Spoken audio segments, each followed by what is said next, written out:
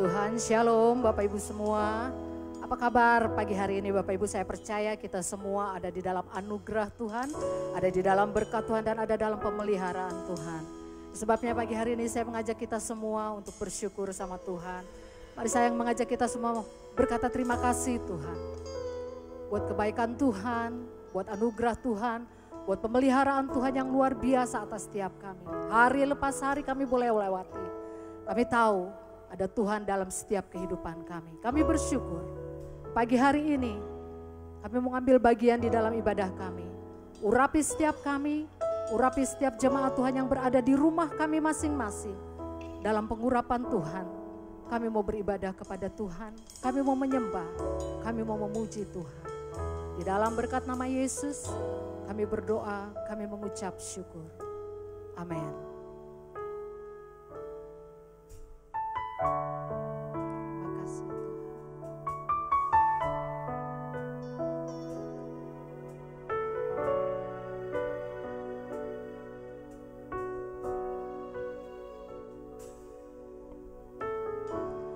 Dengan apa ku membalas kasih-Mu yang ku terima dari-Mu? Dengan apa ku membalas cinta-Mu? Oh Yesusku,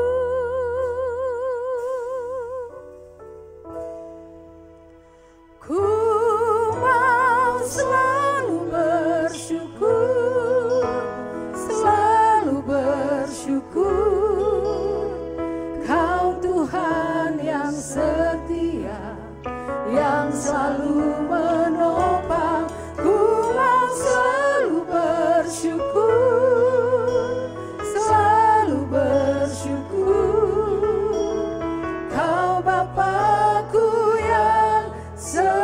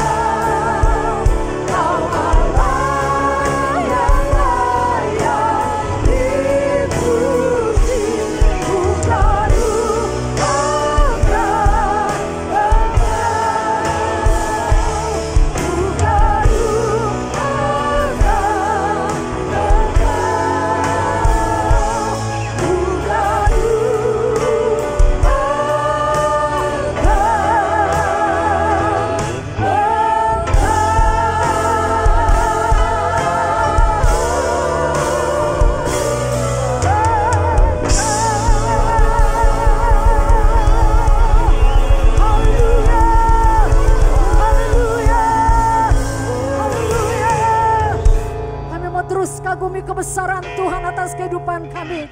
Tuhan yang berdaulat atas setiap umat-Mu. Dan kami percaya lewat kuasa firman Tuhan, kami akan diubahkan, kami akan terima kekuatan, bahkan kami akan terima mujizat Tuhan. Terima kasih Bapa, di dalam nama Tuhan Yesus kami berdoa, kami mengucap syukur. Haleluya.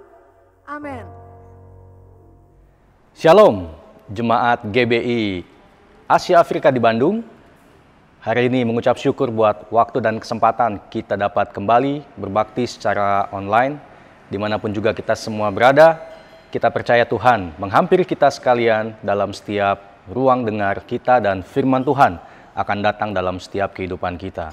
Saya Pendeta Fandi Stephen mengucapkan terima kasih buat kesempatan dan kepercayaan yang Gembala dan juga tim penggembalaan gereja lokal setempat berikan, sehingga saya bisa menyampaikan firman Tuhan buat jemaat yang dikasihi Tuhan pada hari ini. Sebelum kita masuk dalam firman Tuhan, saya mengajak setiap kita untuk bersatu hati dan kita akan berdoa sama-sama. Bapa di sorga, terima kasih buat hari ini, buat kesempatan dan waktu yang terbaik yang Tuhan masih berikan buat kami.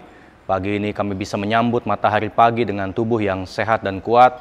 Kau berikan kami kesempatan untuk dapat kembali melalui satu hari Minggu, dan kami semua dapat kembali berbakti secara online dimanapun juga kami semua berada. Urapilah hamba-Mu dalam menyampaikan isi hati Tuhan, dan juga urapilah segenap jemaat Tuhan dalam menerima janji-janji Tuhan, supaya kami semua pagi ini dapat dikuatkan dan hari ini mendapatkan berkat yang baru dan segar yang daripada Tuhan bagi setiap kami.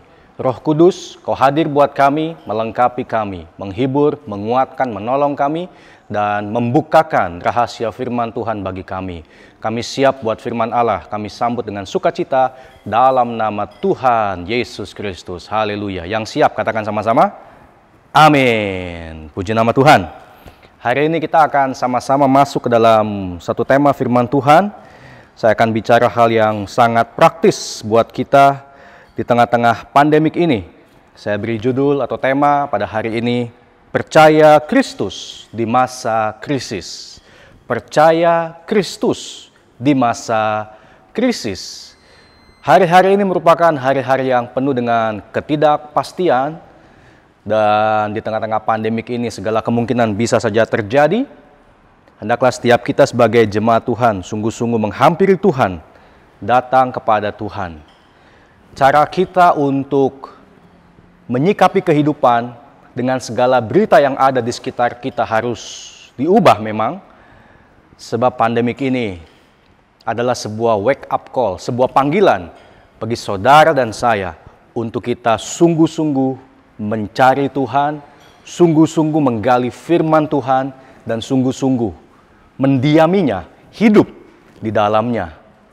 Sebab di sekitar kita, Bapak Ibu sekalian, begitu banyak berita, begitu banyak kabar, kenyataan-kenyataan hidup yang sangat realistis terjadi di sekitar kita. Di tengah-tengah pandemik COVID-19 ini, ada yang terpapar, ada yang kuat, ada yang sembuh, ada yang lewat. Segala kemungkinan bisa terjadi. Dan itu hampir setiap hari kita membaca, mendengar dari media online, dari media sosial. Kita dibombardir dengan segala berita demi berita. Dan itu bisa membuat kita takut sebenarnya. Dan ketakutan itulah yang barangkali bisa lebih berbahaya daripada pandemik. Pandemik virus corona, COVID-19 tentu berbahaya. Tapi pandemik ketakutan yang terus melanda, menghajar, menghantam jiwa dan pikiran kita, itu tidak kalah berbahayanya. Cara kita di masa kini dalam menikmati atau mengkonsumsi berita sudah sungguh-sungguh sangat berbeda dibandingkan dengan zaman dahulu. Setiap hari kita dibombardir dengan kekuatan media sosial. Makanya COVID-19 ini menjadi begitu mencengangkan dan menakutkan.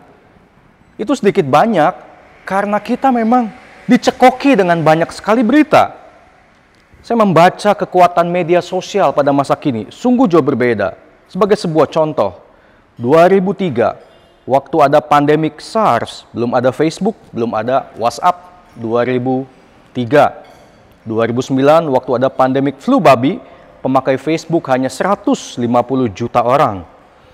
2014 waktu Ebola, pemakai WhatsApp ada 450 juta orang. Tapi hari ini 2020-2021 di tengah-tengah pandemi COVID-19, pemakai Instagram 1 miliar, WhatsApp 2 miliar, Facebook 3,5 miliar. Separuh lebih penduduk dunia begitu aktif dan proaktif dengan media online dan media sosial. Kita punya WhatsApp group yang barangkali tiap hari bukan cuma jualan barang, jualan makanan, tapi juga memberitakan kabar-kabar yang mencengangkan. Maka yang bisa jadi malah lebih menakutkan daripada virus corona adalah virus ketakutan. Maka tema firman Tuhan hari ini tentang percaya Kristus di masa krisis itu harus menjadi sebuah paradigma yang melandasi kehidupan dan iman kita sekalian. Lukas 21 ayat 26 dikatakan demikian. Orang akan mati ketakutan karena kecemasan berhubung dengan segala apa yang menimpa bumi ini. Orang bisa mati ketakutan bukan karena corona 19-nya, tapi karena ketakutan dia masih hidup, tapi makan gak enak, tidur gak nyenyak, keluar takut, ngapa-ngapain takut, ketemu orang takut. Akhirnya hidup dalam ketakutan, masih hidup tapi kayak orang mati. Terjemahan lain, bahasa Indonesia masa kini dikatakan, manusia akan takut setengah mati menghadapi apa yang akan terjadi di seluruh dunia ini. Terjemahan lain, firman Allah yang hidup dikatakan, banyak orang akan kecut hati melihat nasib buruk yang menimpa bumi. Berita-berita di sekitar kita bisa membuat kecut hati kita, membuat kita takut setengah mati, akhirnya membuat kita mati ketakutan. Maka hari ini, firman Allah memanggil kita kembali, back to Christ in the midst of crisis. Kembali kepada Kristus di tengah-tengah krisis yang sedang kita alami. Sejujurnya kita nggak bisa mencegah ya, Bapak Ibu sekalian, jemaat yang dikasihi Tuhan, dengan segala berita yang beredar di sekitar kita, kita nggak bisa cegah orang mau meliput apa, mengabarkan apa, menulis apa, memforward apa. Kita nggak bisa cegah. Tiba-tiba aja berita itu masuk ke handphone kita, ke WhatsApp grup kita, ke IG kita, ke Facebook kita, ke kelompok komunitas kita, tiba-tiba aja masuk. Kita nggak bisa cegah. Memang kita nggak bisa cegah. Kita nggak bisa larang orang bikin hoax, orang memberitakan kabar-kabar negatif, kita nggak bisa cegah. Maka pilihannya adalah kita bisa bentengi pikiran kita. Supaya kabar-kabar itu nggak masuk begitu dalam kepikiran, turun ke hati, menguasai hidup kita. Membuat kita kecut hati, takut setengah mati, bahkan hidup tapi seolah-olah mati karena ketakutan yang melanda hati kita. Martin Luther berkata begini, kita nggak bisa mencegah burung terbang di atas kepala kita. Anda cegah? Bisa? Nggak bisa. Di luar jangkauan kita. Burung terbang 5 meter, 10 meter, lebih daripada itu. Di luar jangkauan tangan kita. Betul ya? Kita nggak bisa cegah burung terbang di atas kepala kita. Kita nggak bisa cegah media sosial, media online mengabarkan kabar-kabar yang negatif atau hoax dan menakutkan. Kita nggak bisa cegah. Tapi Martin Luther berkata, kita bisa mencegah burung hinggap di atas kepala kita terlalu lama sampai burung itu bikin sarang, bertelur, bahkan buang kotoran. Itu yang bisa kita cegah. Kita bisa tepis burung itu dari kepala kita sebelum dia hinggap terlalu lama dan membuat sarangnya, bertelur, bahkan buang kotoran. Kita pun tepis dalam nama Yesus segala berita-berita yang menegangkan, mencengangkan, menakutkan itu. Jangan sampai bersarang di kepala kita, bertelur, atau mengotori hidup kita. Amin. Bilang kanan kirinya dong. Tepis itu burung. 2, 3. Tepis itu burung. Jangan sampai hinggap terlalu lama. Tepis itu kabar-kabar yang negatif. Jangan sampai menguasai pikiran kita terlalu lama sehingga kita kehilangan sukacita dalam hidup ini. Hidup harus kita bisa jalani, syukuri dan juga nikmati. Amin. Oke, saya akan membaca buat kita sekalian. Saya ajak masuk ke dalam sebuah kisah di dalam Markus 5 ayat 35 dan 36. Markus 5 ayat 35 dan 36. Ini adalah sebuah kisah bagaimana Yesus mengajar kita menyikapi kabar-kabar negatif. Kenyataan bukan kita tolak, kenyataan kita terima dan kita hadapi. We don't deny the reality. We deny the finality. We change the finality. Kita nggak menolak kenyataan, tapi kita mau mengubah akhir daripada sebuah kenyataan. Dalam Markus 5, kita akan baca coba ya. Markus 5, ayat 35 dan 36 dikatakan demikian. Ketika Yesus masih berbicara, datanglah orang dari keluarga kepala rumah ibadat dan berkata, "Anakmu sudah mati. Apa perlunya lagi engkau menyusah-nyusahkan guru?" Ini adalah cerita di mana Yesus sedang melayani di sebuah tempat. Kemudian dalam kesibukan Yesus melayani jiwa-jiwa, datanglah seorang kepala rumah ibadat. Orang yang punya status sosial dan juga jabatan agama yang tinggi. Dan juga saya tebak sudah cukup berusia di atas Yesus yang hari itu. Mungkin sekitar 30 tahunan lebih. Yairus mungkin sudah 40-50 tahun, bahkan mungkin lebih daripada itu. Kenapa dia datang kepada Yesus? Satu-satunya alasan karena dia nggak tahu mesti kemana lagi. Anaknya yang usia 12 tahun, anak perempuannya sedang sakit dan hampir mati.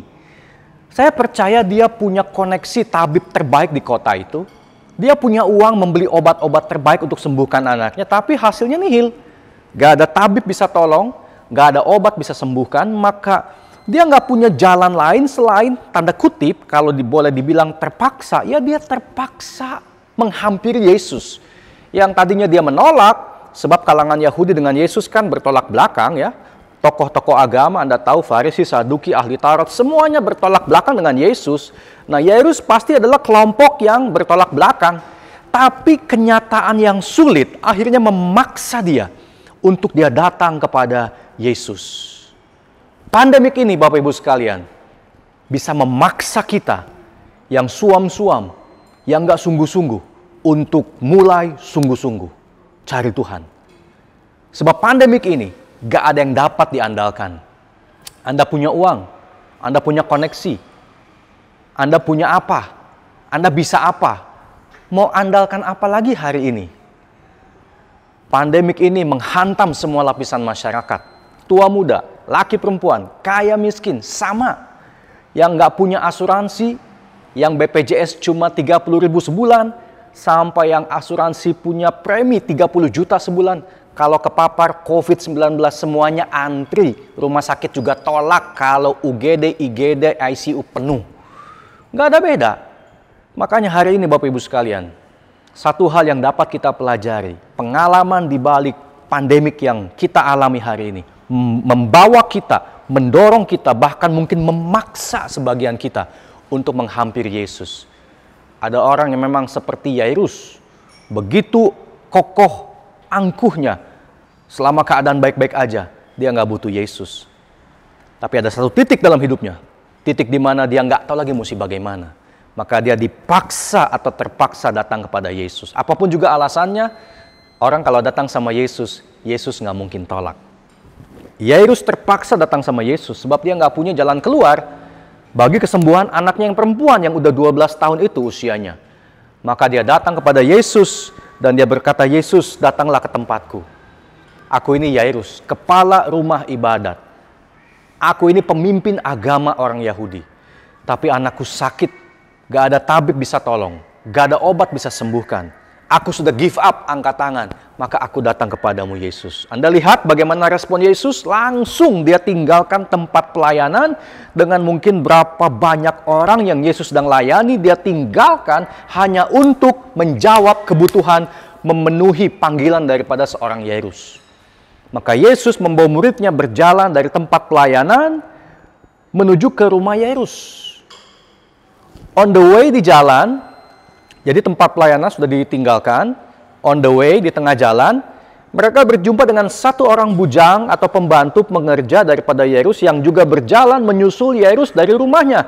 Di tengah jalan mereka berpapasan, waktu mereka berpapasan, muncullah ayat yang barusan kita baca. Pak Yairus,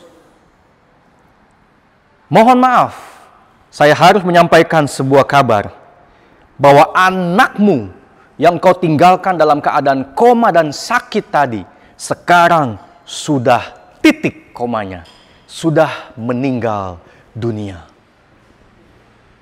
Sudah meninggal dunia. Sudahlah, pulanglah ke rumah.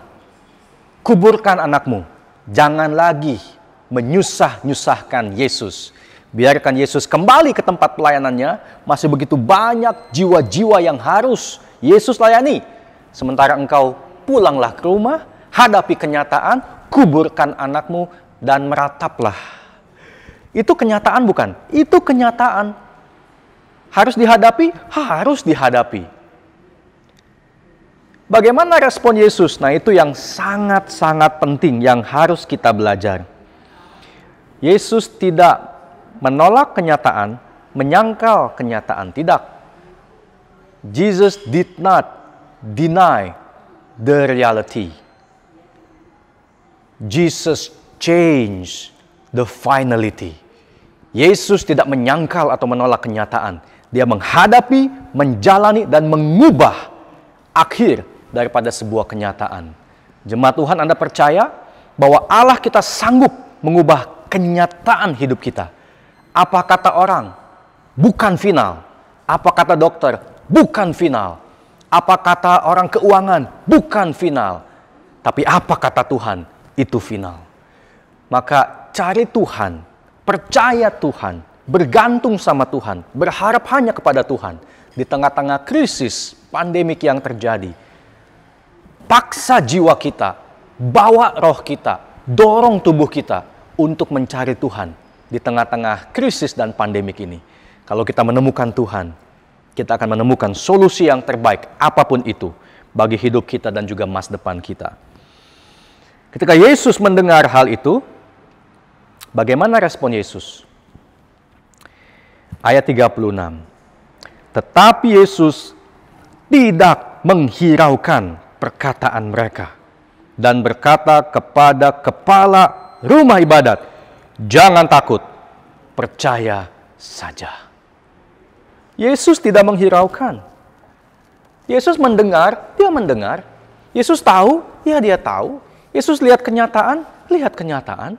Yesus hadapi, dia hadapi. Tapi sikap Yesus tidak menghiraukan.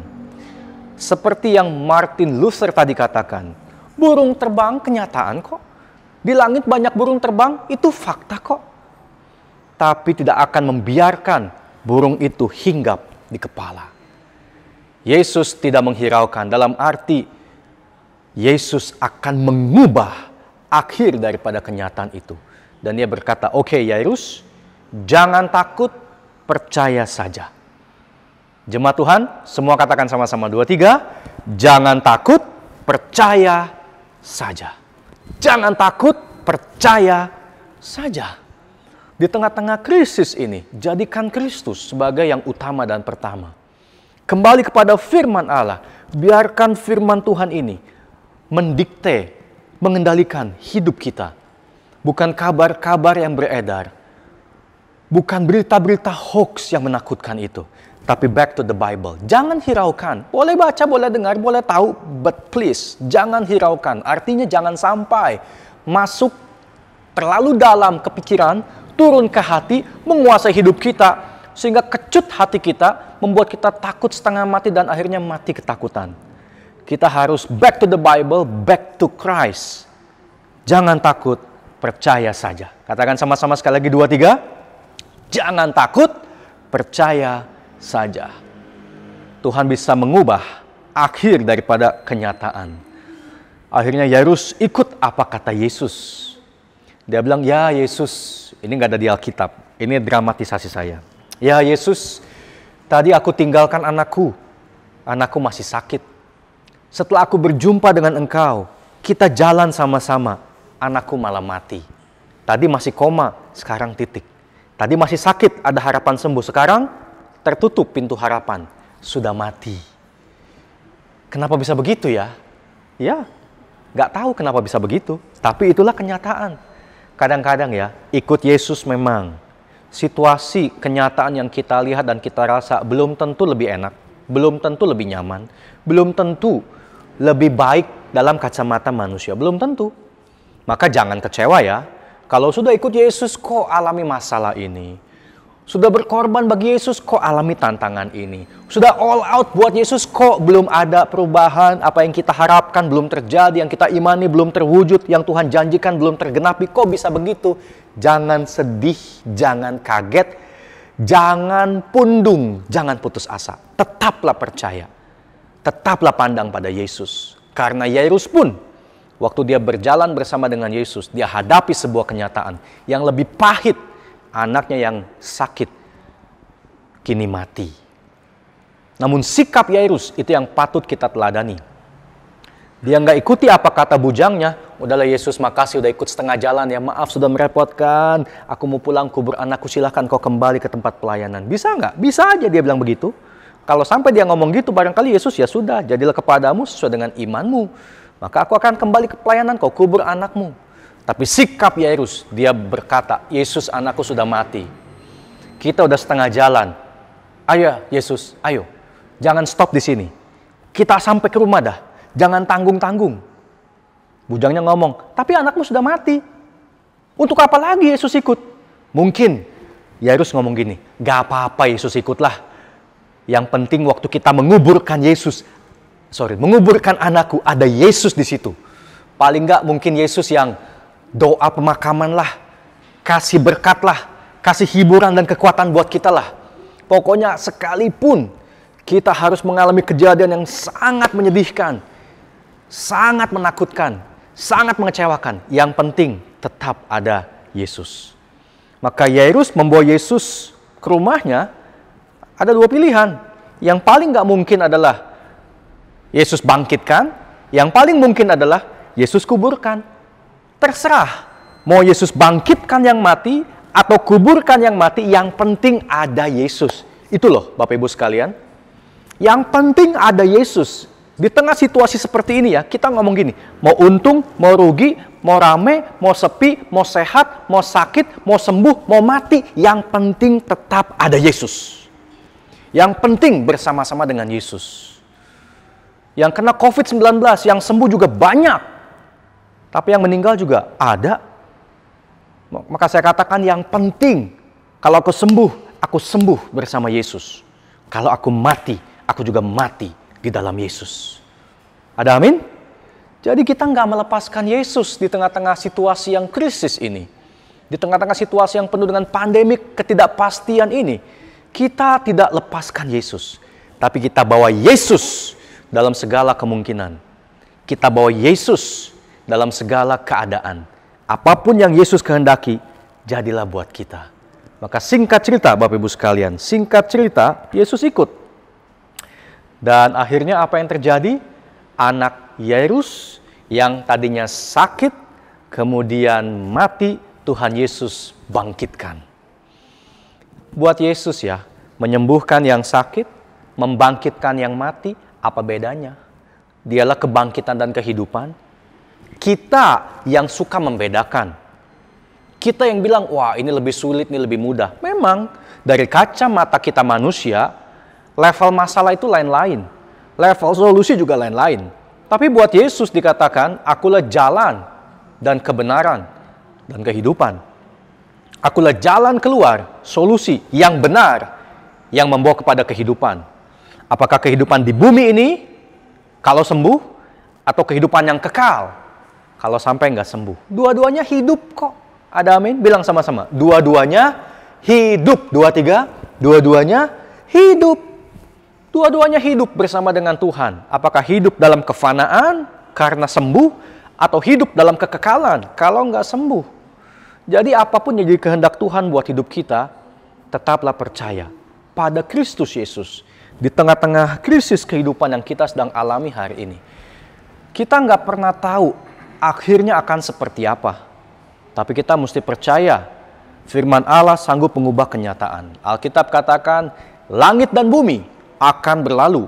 Ini namanya kenyataan hidup di bumi ini. Akan berlalu, akan berubah. Tapi firman Tuhan Allah kita tetap untuk selama-lamanya. Kenyataan hidup gak bisa mengubah, apalagi membatalkan firman Allah. Tapi firman Allah bisa mengubah, sudah pasti bisa mengubah kenyataan dalam setiap kehidupan kita. Jangan takut, lewati bersama-sama dengan Tuhan. Tetaplah antusias, Bapak Ibu sekalian. Tentulah kita mesti waspada. Tapi kewaspadaan bukanlah sebuah ketakutan. Ya, kita mesti pakai masker, ya. Kita mesti cuci tangan, jaga jarak, hindari kerumunan, kurangi makan bersama dan sebagainya. Itu adalah bagian daripada tindakan preventif. Apakah salah? Tidak. Ada rasa takut di situ? Mungkin, tapi masih wajar. Kita takut yang wajar, bukan takut yang gak wajar. Yairus takut gak anak yang gak bangkit? Ya bisa aja dia takut. Wajar, namanya manusia. Tapi kan kita bersama dengan Tuhan. Satu contoh deh, Anda kalau nyebrang jalan yang besar, takut apa enggak? Kalau Anda nggak takut, nyelonong aja, itu namanya bodoh. Tapi kenapa kita berhenti dulu sebentar di trotoar, lihat kanan, lihat kiri, tunggu sepi, baru jalan, melintasi jalan besar itu? Ya karena kita nggak mau ketabrak. Ini adalah ketakutan atau rasa takut yang wajar. Membuat kita lakukan tindakan preventif. Lihat kanan dan lihat kiri. Wajar. Ketakutan yang wajar itu boleh. Tapi yang nggak wajar sampai nggak berani nyebrang karena ada paranoid. Nah, itu yang bahaya. Jadi bersama dengan Yesus hadapi rasa takut kita. Yang wajar-wajar di balik ketakutan hadapi. Bersama dengan Tuhan. Kita bisa melewati dan melintasi setiap tantangan-tantangan kehidupan yang ada. Tetap antusias dan semangat. Kata antusias, enthusiasm bahasa Inggrisnya, itu dari dua suku kata, en dan theos. En itu di dalam, theos itu Tuhan.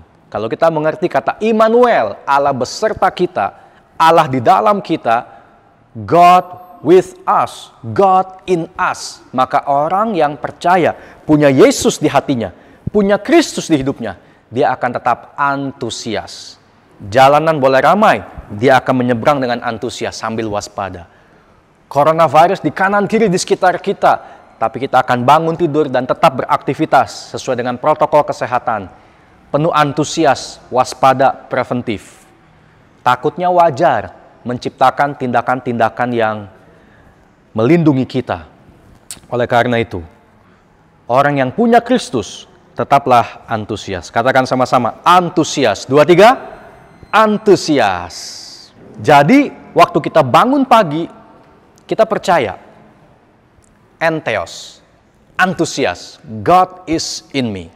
Waktu kita melewati hari-hari kita, kita percaya. God is in me. Antusias. Kita mau tidur juga, kita percaya. Allah di dalam aku. Aku akan tetap antusias. Satu ayat terakhir, saya ajak kita membuka Mazmur 91 ya. Kita buka sama-sama dalam kitab Mazmur 91 ayat 1 dan 2. Mazmur 91 ayat 1 dan 2 dikatakan demikian. Orang yang duduk dalam lindungan yang maha tinggi dan bermalam dalam naungan yang maha kuasa akan berkata kepada Tuhan, tempat perlindunganku dan kubu pertahananku, Allahku yang ku percayai. Orang yang duduk dalam lindungan yang maha tinggi. Ini bicara mengenai duduk di mobil kita, duduk di bangku kerja kita, duduk di tempat makan, duduk di bis, duduk di motor, duduk di mana kita ada dan beraktivitas, bekerja di siang hari. Kita lakukan dengan percaya pada Kristus di tengah-tengah krisis bahwa Dia melindungi kita. Aku duduk bekerja melewati sepanjang hari dalam naungan lindungan yang maha tinggi.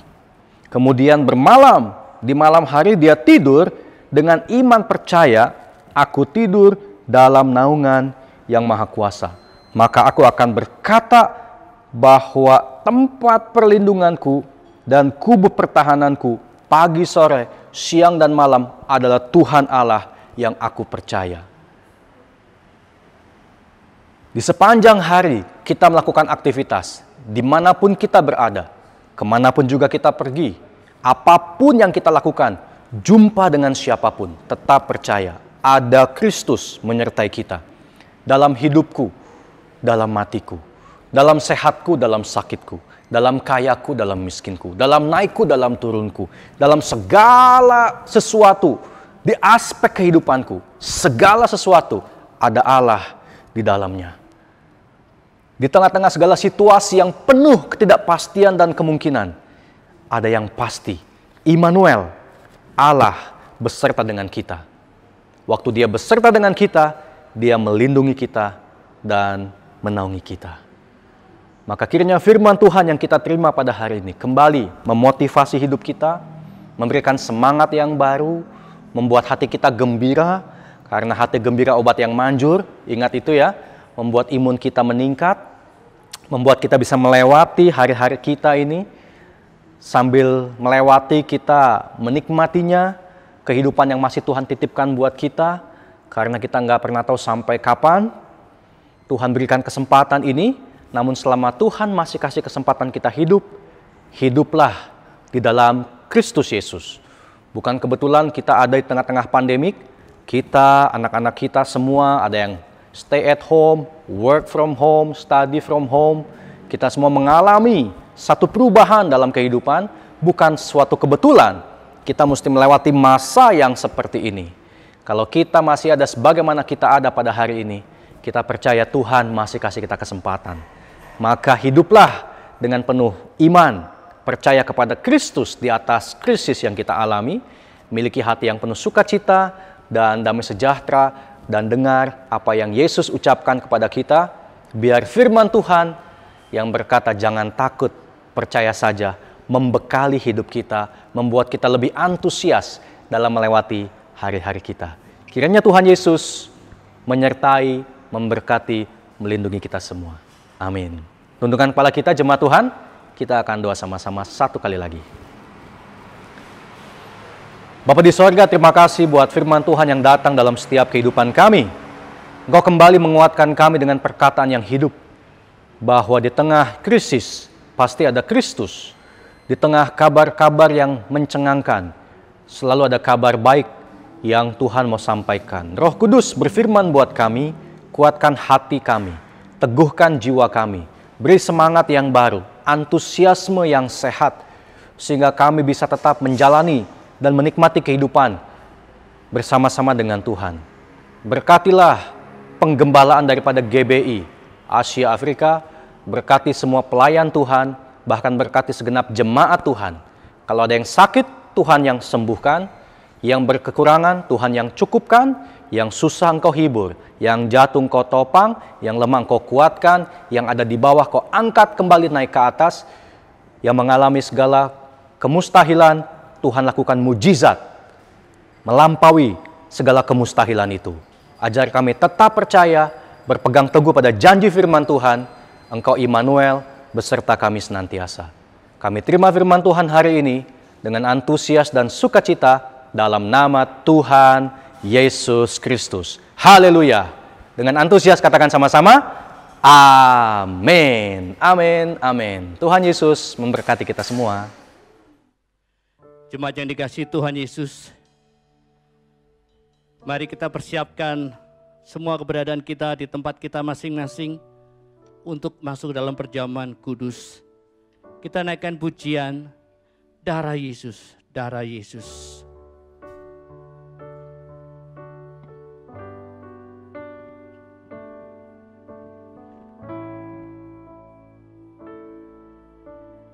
Darah Yesus, hapuskan dosaku. Darah Yesus, hidupkan kita. Darahnya tertumpah menjadi jalan.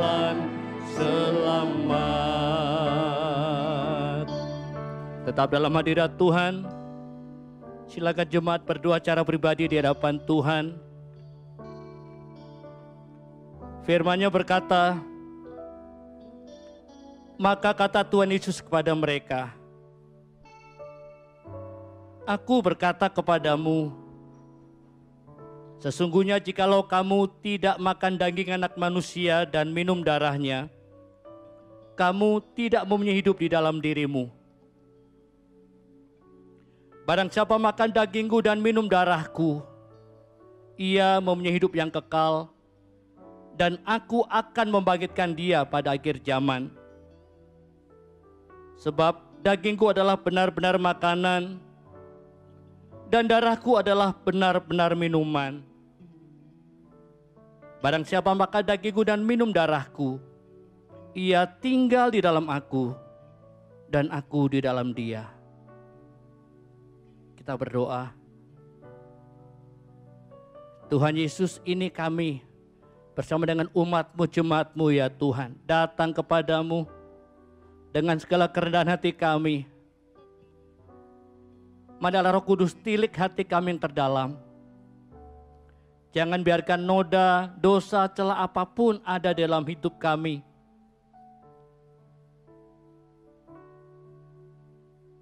Sehingga Engkau di dalam kami dan kami di dalam Engkau menjadi kenyataan oleh kuasa perjamuan ini Tuhan. Darah-Mu kudus, kami akan terima dengan penuh kekudusan. Tubuh-Mu kudus, kami akan terima dengan penuh kekudusan.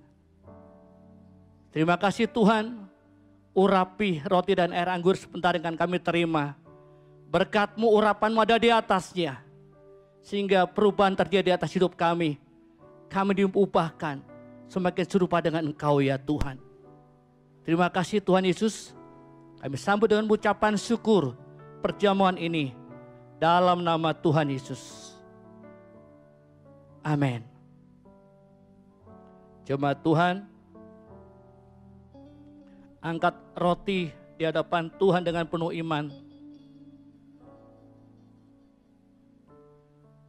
Firman-Nya berkata, dan ketika mereka sedang makan, Tuhan Yesus mengambil roti, mengucap berkat, memecah-mecahkannya, lalu memberikannya pada murid-muridnya dan berkata, ambillah, makanlah, inilah tubuhku. Jemaat Tuhan, apakah saudara percaya ada kuasa di dalam tubuh Tuhan Yesus? Apakah saudara percaya bilur-bilurnya sudah menyembuhkan sakit penyakit kita? Sebagaimana iman kita, mari kita terima dengan iman dalam nama Tuhan Yesus.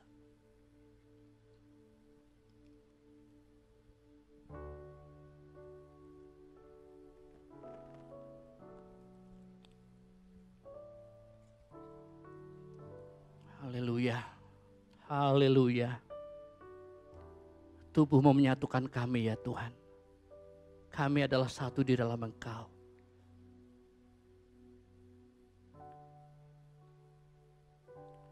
Angkat cawan dengan penuh iman di hadapan Tuhan. Firman-Nya berkata, sesudah itu ia mengambil cawan, mengucap syukur, lalu memberikannya kepada mereka dan berkata, minumlah kamu semua dari cawan ini, sebab inilah darahku, darah perjanjian yang ditumpahkan bagi banyak orang untuk pengampunan dosa. Jemaat Tuhan, apakah saudara percaya ada kuasa di dalam darah Tuhan Yesus? Apakah saudara yakin dan percaya dosa kita sudah ditebus hanya oleh darah Tuhan Yesus? Demikian dengan kuasa yang lain telah dipatahkan oleh darah Tuhan Yesus. Apakah saudara percaya ini? Mari kita terima dengan iman, kita minum bersama-sama dalam nama Tuhan Yesus.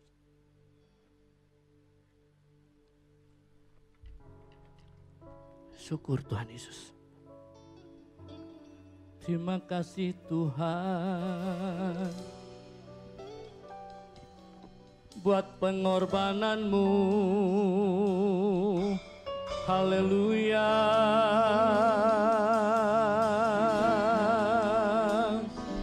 Syukur. Haleluya.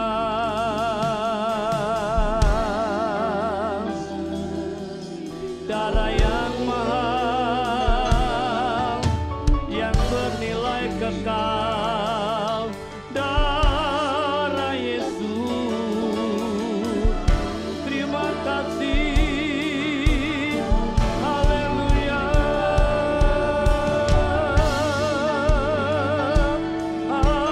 Haleluya.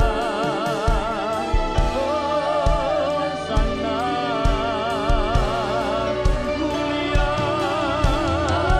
bagi anak domba yang layak dipuji sembah.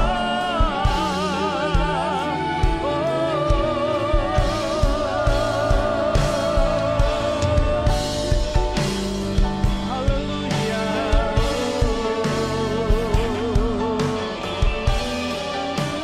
Betapa besar kasih pengampunanmu Tuhan. Benar ya Tuhan, kami kagum akan Engkau. Engkau menghina hati yang hancur. Berterima kasih. Berterima kasih kepadamu ya Tuhan. Pengampunan yang Kau beri, lebih lagi kagumi Dia betapa besar. Betapa besar kasih pengampunanmu Tuhan. Tak Kau pandang hina hati yang hancur. Berterima kasih. Berterima kasih kepadamu ya Tuhan.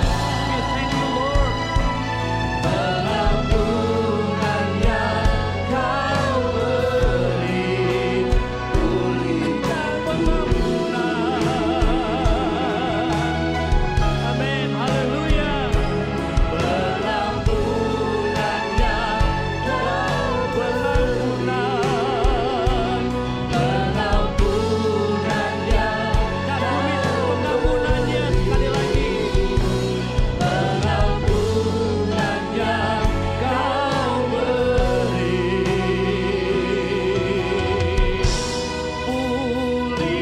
pulihkanku. Haleluya. Kemuliaan bagimu Tuhan, hormat bagimu Tuhan, syukur bagimu Tuhan. Haleluya. Terima kasih Tuhan Yesus. Kami kagum akan pengorbanan-Mu. Kami kagum akan kasih-Mu. Ini akan kami peringati senantiasa. Ini akan kami bawa senantiasa dalam hidup kami hari-hari ini. Maka kami yakin kami dikuatkan, kami diteguhkan, kami dibebaskan, kami dimerdekakan, dan kami diubahkan. Terima kasih Tuhan, terima kasih. Yang yakin dan percaya, kuasa perjamuan Tuhan sudah menjadi bagian kami. Yang lemah dikuatkan, yang sakit disembuhkan, yang terikat dilepaskan dalam nama Tuhan Yesus. Terima kasih Roh Kudus. Buat perkenanan Tuhan untuk perjamuan Tuhan pada saat ini. Segala hormat, pujian, kemuliaan dari kekal sampai kekal. Hanya bagi nama di atas segala nama. Tuhan Yesus Kristus saja. Terima kasih Tuhan Yesus. Dalam nama Tuhan Yesus. Percaya sudah diberkati, katakan bersama-sama. Amin. Shalom, Jemaat GBI Asia Afrika Bandung. Saya mengundang Bapak, Ibu, dan rekan-rekan semua untuk mengikuti komunitas sel live group yang ada di tempat ini.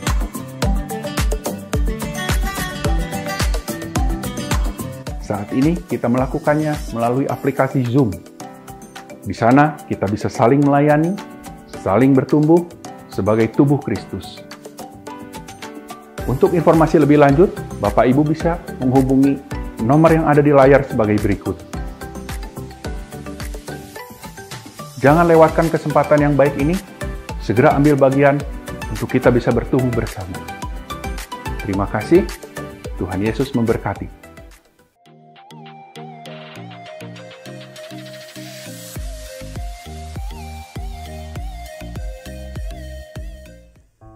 Tuhan, kita akan akhiri ibadah kita pagi hari ini. Sama-sama kita naikkan pujian, kami memuji kebesaran.